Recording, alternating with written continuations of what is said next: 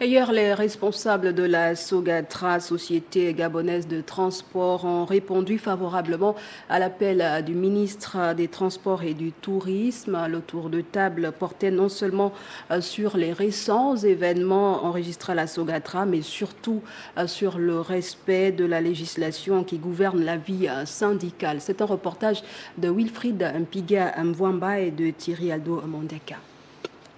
Le climat délétère et les conséquences des récents mouvements d'humeur constatés au sein de la Société gabonaise de transport inquiètent Justin Ndodangoy, ministre de tutelle. Le membre du gouvernement annonçant la traque des indisciplinés, indélicats et autres fouteurs de troubles a invité les partenaires sociaux au respect des droits, devoirs et obligations qui régissent l'action syndicale. Le directeur général a été nommé par décret du président de la République. Il est le seul qui répond de la gestion devant la Cour des comptes, qui est une autre institution de la République, qui a des missions de contrôle de la gestion financière des structures étatiques. Un syndicaliste ne doit pas intimer l'ordre d'un directeur général. Au-delà des intérêts de Sogatra, il s'agit d'un ministère. Au-delà des intérêts de Sogatra, il s'agit d'un gouvernement. Au-delà des intérêts du gouvernement, il s'agit de la politique du président de la République.